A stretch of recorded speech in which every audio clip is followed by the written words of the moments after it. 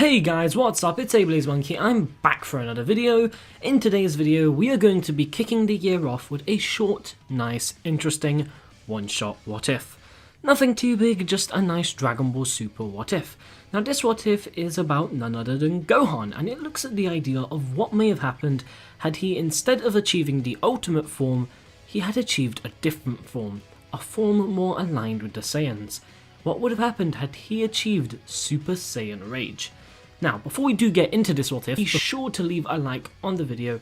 Let's try and get this video to 100 likes, and of course be sure to subscribe with post notifications on, and as well as that, make sure you do go join my Discord server, which will be linked in the comment section down below, and go follow my Twitter too. But with all that said, let's jump straight into this video. So we see our first changes in the story in the Zamasu arc. After Gohan got destroyed by Frieza and the resurrection of F arc, he of course started training with Piccolo for the Tournament of Power, but I want to add something into the story that wasn't there before. Now, I want to add something of a little bit of a short sparring session between future Trunks and Gohan. So when Trunks returns back to the past for the final time, Gohan asks future Trunks to spar with him one final time. He wants to test where he's at, and he thinks that sparring with him will just be a good idea. So while Gohan uses Super Saiyan 2, future Trunks uses Super Saiyan Rage. So this is taking place after the Zamasu arc, so Zamasu has been defeated and future Trunks has achieved Super Saiyan Rage. And Gohan is really intrigued by his new transformation that he deems Super Saiyan Rage. And so Super Saiyan 2 Gohan rushes him and the two begin their battle, and Trunks does not hold back as much as you might think. Now we can see just how sloppy Gohan has gotten in this fight, and Gohan really struggles to keep up with future Trunks in his Super Saiyan Rage form. It's many times stronger than Gohan, who is really pushing the limit of his Super Saiyan 2 form, and the fight ends really with Trunks landing a Masenko on Gohan, who manages to slightly recover but sadly powers down back to base. From here, Trunks does actually scold Gohan a bit, telling him that he's gotten way too sloppy, his reflexes are all off and his defense has gone completely haywire. He tells him to try and find a balance in training and his work life, because otherwise we'll get a repeat of what happened with Frieza. Obviously, Trunks might have probably heard about that. So Gohan asks Trunks actually about the transformation that he used, to which future Trunks explains that Super Saiyan Rage is a form that he achieved against Goku Black, to Gohan, who now sets this form as his end goal, and thus training with Piccolo shortly thereafter begins. But Gohan isn't focusing on achieving Ultimate now, no, he is more concentrated on actually evolving the power of a Saiyan and a human, not just the power of a human individually. Gohan was shown a perfect example through Trunks, a hybrid Saiyan, of just how powerful their half Saiyan race can be. And he is of course going to try and take that balance with the Super Saiyan Rage form. So Gohan doesn't achieve the ultimate form because, well, he's working towards Super Saiyan Rage, and it's going to take way longer to achieve Super Saiyan Rage, a form he has never achieved, than Ultimate, a form he's achieved before that he's just trying to tap back into.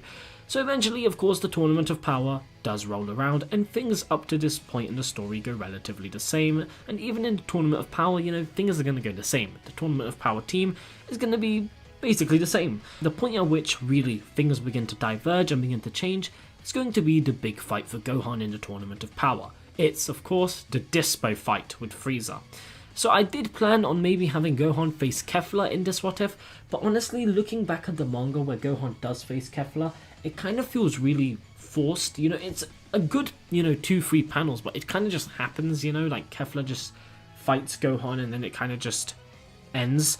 So I've decided to, not have that. I've had that in certain what ifs, like what if, for example, what if Gohan trained with Whis? I did have Gohan fight Kefla there, but for this story, I think it's better to have Gohan really fight Dispo. So Gohan in Super Saiyan 2 begins his battle against Dispo. It is really one-sided in Dispo's favour. Frieza does of course have the golden form, which does come in handy here, but Gohan is losing and is seemingly going to be eliminated. Yeah, you guessed it, in a furious roar, Gohan achieves the Super Saiyan Rage form. Gohan's desperation to not be eliminated and to have his universe erased with his wife and his kid is what really allows Gohan to tap into the Super Saiyan Rage form. This was the goal that he had been working towards with Piccolo, and Frieza does commend the half Saiyan who wastes no time. Gohan's crackling energy bursts around him as the yellowish bluish aura flares up. it kind of feels like there's God Ki infused into this form, which is just a bit of a headcanon that I always like to think that, you know, Future Trunks kind of got this form from spending so much time around Goku and Vegeta and Super Saiyan Blue, as well as Goku Black. So Gohan can really feel that, you know, kind of God Ki essence inside of him, I feel. Maybe he would have a bit of God Ki in him. Now newly transformed, he feels overflowing with power, and he screams as he rushes Dispo, and the two begin to fight. Dispo starts to actually struggle, and that is due to Gohan's massive increase in speed and power, which Dispo is now struggling to adapt to. However, once Dispo uses and activates the Super Maximum Light Speed mode, things start to become a bit more even, but that's only in the speed department. Aside from that, in the power department, Gohan is just knocking Dispo around. He can't do anything. Gohan is beating Dispo up. In fact, he doesn't even need Frieza's help, who has gone to join Android 17 in his battle against Toppo. Gohan is able to outmaneuver Dispo, even when he's moving at such high speeds, and using one of my favourite techniques, a technique he picked up from training with Piccolo. Gohan is able to unleash a Hell Zone grenade. Yeah, so he uses that technique, and well, it's going to be a pretty effective technique against a speedster like Dispo. Gohan begins to fire multiple of those blasts, and Dispo starts to try and narrowly avoid it. But ultimately, one of the blasts does catch him, and with this, Dispo becomes slightly disoriented. He's slightly confused and dizzy as he's been hit by multiple blasts now. He's sent flying then from a kick from Gohan, who's just teleported in front of him. And before Dispo is able to barely, you know, try and catch himself back onto the ring, no, Gohan has none of it. Gohan lands a flurry of punches on Dispo and then screams with a Masenko being blasted into Dispo. Similar to how Trunks beat Gohan, Gohan is now using that same Masenko technique to defeat Dispo. So yeah, in this story, Gohan doesn't need to eliminate himself to defeat Dispo with help from Frieza. With this new form, yeah, it really encapsulates the meaning of a half Saiyan, and he is more than strong enough to eliminate the Universe 11 fighter, Dispo.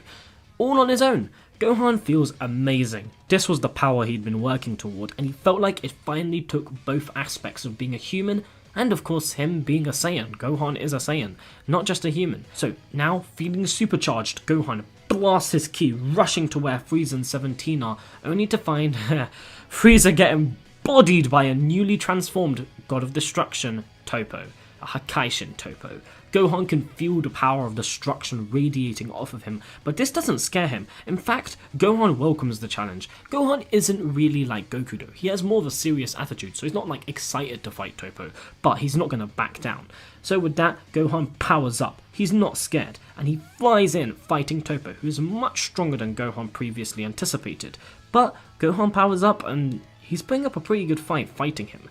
Now Toppo is much stronger than Gohan could have thought because Toppo has the Hakai. Gohan can still decently keep up to a certain extent, however, but with Toppo firing so many Hakais, it's beginning to tire Gohan out. He doesn't want to get hit by one of those, and Toppo is destroying multiple parts of the arena. So Gohan is getting less and less and less space to work with. You know, he's just jumping around in a Super Saiyan Rage form, landing certain blows, not too many though. So Gohan, as he's beginning to dodge, knows he has to try and finish this now. So Gohan rushes in at Toppo, landing an elbow to Toppo's nose. Toppo didn't see this coming, and Gohan is able to land a flurry of punches with even a kick to Toppo's stomach.